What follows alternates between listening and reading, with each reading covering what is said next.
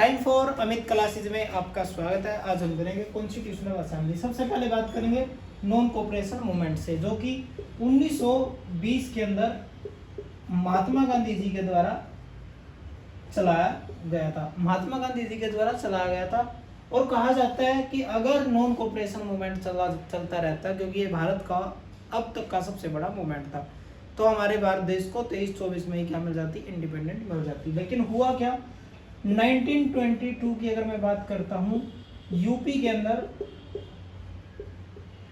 चोरी चौरा के अंदर क्या हुआ, एक पुलिस स्टेशन के अंदर फार्मर्स इकट्ठा होकर के आग लगा देते हैं, जिसकी वजह से वहां पर 22 ब्रिटिश ऑफिसर जो थे, 22 ब्रिटिश ऑफिसर जो थे, उनकी क्या हो जाती है, वहां पर डेथ हो जाती है। जिसकी वजह से महात्मा गांधी 1922 के अंदर ही नॉन कोऑपरेशन मूवमेंट को क्या कर लेते हैं, वापस कर लेते हैं। और महात्मा गांधी जी को यहाँ पर 6 साल की क्या होती है, वही सजा सुनाई जाती है। हालांकि महात्मा गांधी जी 2 साल बाद ही क्या हो गए थे, वापिस जेल से आ गए थे, है ना, क्योंकि हेल्थ प्रॉब्लम हो गई थी महात्मा गांधी की, जिसकी वजह से महात्मा गांधी जी को वापिस ले आया था। उसके बाद बात करते हैं, महात्मा गांधी जी ने ही सबसे पहले, MK गांधी जी ने ही सबसे पहले कॉन्स्टिट्यूशनल असेंबली की बात 1922 के अंदर रखी थी। फिर उसके बाद मैं बात करूं, अगर आगे बढ़े तो 1923 की अगर मैं बात करता हूं, इस बात को देखते हुए एक पार्टी की स्थापना की गई थी, जिसका नाम था स्वराज पार्टी। स्वराज पार्टी और ये 1923 के अंदर बनाई गई थी। किसके द्वारा? इसके फाउंडर 2 थे, एक का नाम था मोतीलाल नेहरू और एक का नाम था CR दास। इन 2 बंदों ने मिलकर के क्या की थी, स्वराज पार्टी की स्थापना की थी। और इस पार्टी ने भी 1924 के अंदर कॉन्स्टिट्यूशनल असेंबली की बात रखी कि भारत के अंदर एक कॉन्स्टिट्यूशनल असेंबली होनी चाहिए। और SSC के अंदर लगातार यही प्रश्न पूछा जाता है कि सबसे पहले कॉन्स्टिट्यूशनल असेंबली की बात किसने रखी थी, तो किसने रखी थी, 1924 के अंदर स्वराज पार्टी का एक सेशन था, उसके अंदर ये बात रखी थी। उसके बाद बात करते हैं, हम आगे बढ़ते हैं। उसके बाद 1934 की अगर मैं बात करता हूं, तो MN रॉय नाम का व्यक्ति था, और इस व्यक्ति ने किस चीज की मांग की थी, कॉन्स्टिट्यूशनल असेंबली की मांग की। बात कर लेते हैं, MN रॉय कौन थे, ये कम्युनिस्ट पार्टी के फाउंडर माने जाते हैं। और ऐसा नहीं कि कांग्रेस से नहीं जुड़े थे, ये कांग्रेस से भी जुड़े थे। मैक्सिको और इंडिया की कांग्रेस पार्टी, इंडिया की कम्युनिस्ट पार्टी से इसका संबंध है। उसके बाद बात कर लेते हैं आगे, 1935 की अगर मैं बात करता हूं, इंडियन नेशनल कांग्रेस पार्टी जो है आपकी, इंडियन नेशनल कांग्रेस पार्टी ने भी कॉन्स्टिट्यूशनल असेंबली की बात रखी। उसके बाद 1938 की अगर मैं बात करूं, तो वही पंडित जवाहरलाल नेहरू ने भी कॉन्स्टिट्यूशनल असेंबली की बात रखी कि भारत के अंदर कॉन्स्टिट्यूशनल असेंबली होनी चाहिए। लेकिन क्या ब्रिटिश गवर्नमेंट ने यहाँ पर किसी की बात सुनी? नहीं सुनी। फिर उसके बाद अगर मैं बात करूं, तो आपका सेकंड वर्ल्ड वॉर स्टार्ट हो जाता है, और ये कब से कब चलता है, 1939 से 45 तक। अब ब्रिटिश गवर्नमेंट क्या करती है, इंडिया को एक ऑफर देगी कि अगर आप हमारा सेकेंड वर्ल्ड वॉर में साथ दे दोगे, तो हम आपके लिए कॉन्स्टिट्यूशनल असेंबली बनाएंगे। और क्या ऑफर लेकर के आते हैं, ये अगस्त ऑफर लेकर के आते हैं 1940 के अंदर। और अगस्त ऑफर में क्या कहते हैं, अगर आप हमारी सेकेंड वर्ल्ड वॉर में क्या कर दोगे, हेल्प करोगे, तो हम आपके लिए क्या बनाएंगे, कॉन्स्टिट्यूशनल असेंबली बनवाएंगे। लेकिन उस कॉन्स्टिट्यूशनल असेंबली की अगर मैं बात करता हूँ, उसके अंदर 50% जो मेंबर होंगे वो कौन होंगे, इंडियन होंगे। और बात कर लेते हैं भाई, 50% जो होंगे वो ब्रिटिश गवर्नमेंट के मेंबर होंगे। और ये 50% वाली बात क्या है, इंडियन नेशनल कांग्रेस पार्टी मानने से इनकार कर देती है, लेकिन सेकेंड वर्ल्ड वॉर में हेल्प के लिए रेडी हो जाती है। कैसे पता चलता है कि क्या हमने सेकेंड वर्ल्ड वॉर में साथ दिया था या नहीं दिया था? बात कर लेते हैं सेकेंड वर्ल्ड वॉर के लिए, जो दिल्ली के अंदर आपका इंडिया गेट बना हुआ है, इंडिया गेट की बात कर लेते हैं, वो उनके लिए बनाया गया था जो सेकेंड वर्ल्ड वॉर में शहीद हुए थे, और ये ब्रिटिश गवर्नमेंट द्वारा बनाया गया था। और आज के समय में हमारा इंडिया गेट क्या है, नेशनल मोनूमेंट भी है ना। उसके बाद वही आगे बढ़ते हैं, अगस्त ऑफर तो क्या हो जाता है, यहाँ पर फेल हो जाता है, क्योंकि इंडियन नेशनल कांग्रेस पार्टी मानने से इनकार कर देती है। अगर मैं इंडियन नेशनल कांग्रेस पार्टी की बात कर लेता हूँ, उसके बाद ये दोबारा से 1942 के अंदर एक मिशन और लेकर के आते हैं, जिसका नाम था क्रिप्स मिशन, कौन सा मिशन था? क्रिप्स मिशन 1942 के अंदर लेकर के आते हैं। और जो क्रिप्स था इसका नाम अगर मैं बात कर लेता हूँ, इसका नाम था स्टैफोर्ड क्रिप्स। क्या नाम था? Stafford Cripps. इसका नाम क्या था भाई? Stafford Cripps. अब ये मिशन लेकर के आता है, ये कहता है कि हम आपके लिए कॉन्स्टिट्यूशनल असेंबली बनाएंगे, उसके अंदर 100% इंडियन हो, हमें इस बात से कोई दिक्कत नहीं है, यानी कि सारे के सारे इंडियंस हो, हमें इस बात से कोई प्रॉब्लम नहीं है। लेकिन कहते हैं कि सेकंड वर्ल्ड वॉर जो है उसकी समाप्ति के बाद, जब वो सेकंड वर्ल्ड वॉर खत्म हो जाएगा, तब हम आपके लिए कॉन्स्टिट्यूशनल असेंबली बनवाएंगे।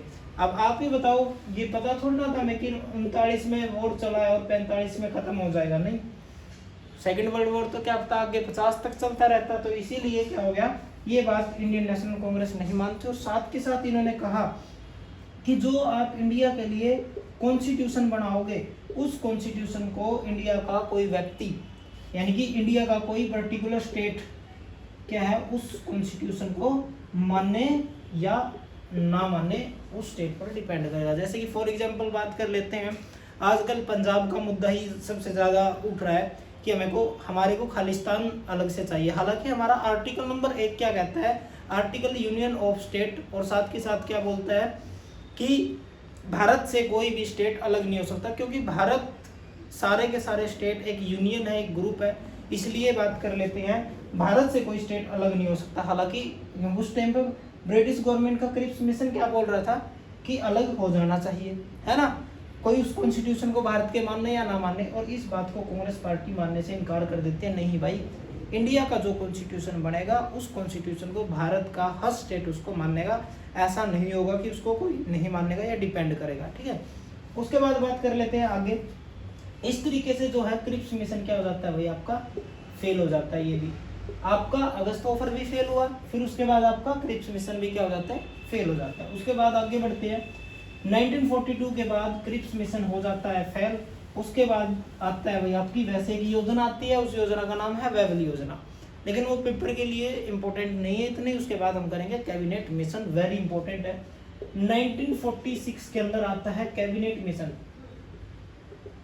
Cabinet mission. और कैबिनेट मिशन के अंदर टोटल मेंबर की अगर मैं बात करता हूँ, मेंबर 3 टोटल मेंबर थे। नंबर 1 मेंबर की बात करूं मैं, Pethick Lawrence. Number 2 Stafford Cripps. और नंबर 3 की अगर मैं बात करता हूं, A.V.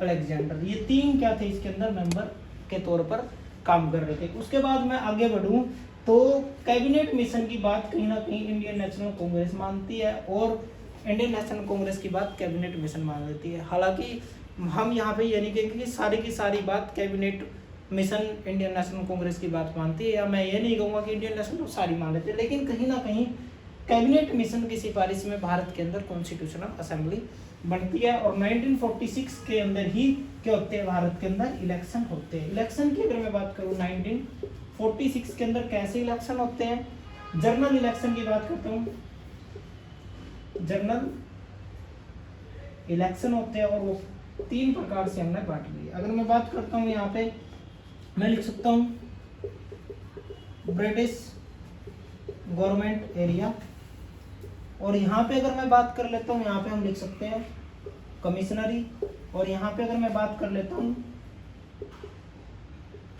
Principle state. ठीक है, और टोटल की बात करता हूँ, वहाँ पर सीटें कितनी डिसाइड हुई, 389 सीटें डिसाइड हुई। और 39 सीट की अगर मैं बात करता हूँ ब्रिटिश गवर्नमेंट एरिया से 292, यहाँ पे 4, और यहाँ पे बात करता हूँ 93, है ना। तो इस तरीके से आई, यानी कि अगर मैं यहाँ पे प्लस कर दूँ तो ब्रिटिश वाले एरिया से 296 सीटें आई, बाकी 93 प्रिंसिपल स्टेट, यानी कि देसी रियासत बोल सकते हैं इनको। ठीक है, इनको ब्रिटिश प्रांत बोल सकते हैं, इसको कमिश्नरी, और इसको क्या बोल सकते हैं आपकी देसी रियासत। अब ये जो कमिश्नरी थी 4, इसकी बिल्कुल आसान और सिंपल ट्रिक की अगर मैं बात करता हूँ याद करने की, 4 कौन कौन सी कमिश्नरी थी उस टाइम पे, तो उसकी ट्रिक की अगर मैं बात करता हूँ, यहाँ पे लिख रहा हूँ मैं ट्रिक की अगर मैं बात करता हूँ, A, B, C और D, उसकी ट्रिक हो जाएगी। A से क्या बन जाएगा आपका अजमेर, राजस्थान, बी से बन जाएगा आपका ब्रिटिश बलूचिस्तान, और सी से क्या बन जाएगा कुर्ग कर्नाटक, है ना, और डी से क्या बन जाएगा आपका दिल्ली। इस तरीके से उस टाइम की 4 कमिश्नरी ब्रिटिश गवर्नमेंट की थी।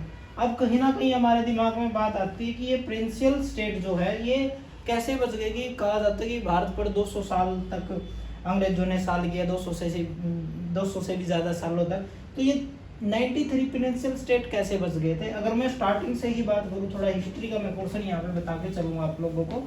अगर मैं स्टार्टिंग से बात करूँ तो 1853 की बात करें तो हमारे जो गवर्नर जनरल थे, गवर्नर, उसका नाम था लॉर्ड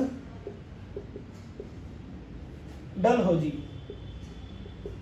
लॉर्ड डलहौजी जो थे क्या थे, हमारे गवर्नर जनरल थे। इसकी पॉलिसी आई थी जिसका नाम था डॉक्ट्रिन लेप्स। डॉक्ट्रिन लेप्स की एक पॉलिसी आई थी, डॉक्ट्रिन लेप्स। और उस पॉलिसी की अगर मैं बात करता हूं, उस पॉलिसी के अंदर क्या था, अगर किसी रूलर का आगे सक्सेसर नहीं है, क्या नहीं है, किसी रूलर का आगे सक्सेसर नहीं है, तो उसका सारा का सारा एम्पायर किसके अंडर में चला जाएगा, ईस्ट इंडिया कंपनी के। कहीं ना कहीं दिमाग में लोगों को ये विचार रहा था कि सारा का सारा एम्पायर ईस्ट इंडिया कंपनी ने अपने अंडर में कर लिया। और बात करते हैं ईस्ट इंडिया कंपनी की, मैं यहाँ पे एक बात और डाल के चलूँ तो उस टाइम पे ईस्ट इंडिया कंपनी ने हमारे, बात कर लेते हैं सती प्रथा, बाल विवाह, और वही बात कर लेते हैं आपका बाल विवाह के साथ साथ विधवा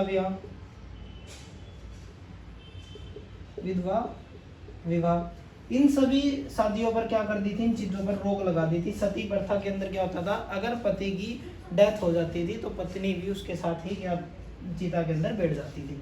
उसके बाद बाल विवाह में छोटे छोटे बच्चों की शादी की जाती थी। विधवा विवाह क्या कर दिया कि पहले विधवाओं को शादी नहीं करने का अधिकार था, फिर ब्रिटिश गवर्नमेंट ने अधिकार दिया। लेकिन इंडियंस को कहीं ना कहीं ये लगता था कि हमारे जो कल्चर है उसके खिलाफ ये चीजें कर रहे हैं, इसलिए दूसरा पॉइंट ये भी था कहीं ना कहीं। फिर उसके बाद थर्ड पॉइंट थी 1857 का रिवोल्ट होने का रीजन क्या था कि भाई काऊ और पिग, इनकी चर्बी से क्या बना रहे थे, कारतूस, जो बात पता चल जाती है मंगल पांडे जी को। और मंगल पांडे को ये पता लगती है तो अपने ही सीनियर डॉक्टर जनरल बाग को क्या कर देता है, गोली से मार देता है, जिसकी वजह से 1857 की बैरकपुर बंगाल छावनी से एक चिंगारी लगती है 1857 की रिवोल्ट की। हालांकि 1857 का रिवोल्ट 10 मई 1857 को कहां से स्टार्ट होता है, मेरठ यूपी से, है ना। तो देखो ये 3 रीजन, एक बड़े बड़े रीजन हो, एक तो गाय वाला और पिग वाला, एक सती प्रथा वाला, एक ये, जिसकी वजह से 1857 का रिवोल्ट हुआ, 1857 की क्रांति हुई। और 1857 की क्रांति के बाद हमारा पॉइंट ये था कि वो देसी रियासत कैसे बची, है ना। तो वही बता रहा हूँ मैं, कैसे बची वो देसी रियासत। अब 1857 की क्रांति खत्म हुई, हालांकि जीती कौन, ईस्ट इंडिया कंपनी ही जीती। उसके बाद अगर मैं बात करता हूँ, आपकी यहाँ पे पॉइंट डाल लें तो मैं आपको बता के चलता हूँ, 1857 की क्रांति खत्म हुई, 1858 का ईस्ट इंडिया कंपनी द्वारा, या हम कह सकते हैं ब्रिटिश गवर्नमेंट द्वारा एक एक्ट आता है, और इस एक्ट के तहत ईस्ट इंडिया कंपनी के अधिकार छीन लिए जाते हैं, और लॉर्ड डलहौजी जो था उसकी डॉक्ट्रिन ऑफ लेप्स की पॉलिसी खत्म कर दी जाती है, जिसकी वजह से वो जो 93 देसी रियासत थी या प्रिंसिपल स्टेट थे वो बच जाते हैं। तो इस प्रकार से प्रिंसिपल स्टेट बचते हैं। उसके बाद आपकी क्या होती है, कॉन्स्टिट्यूशनल असेंबली की पहली मीटिंग होगी। आज के लिए इतना ही, तब तक के लिए नमस्कार, जय हिंद, जय भारत, जय हरियाणा।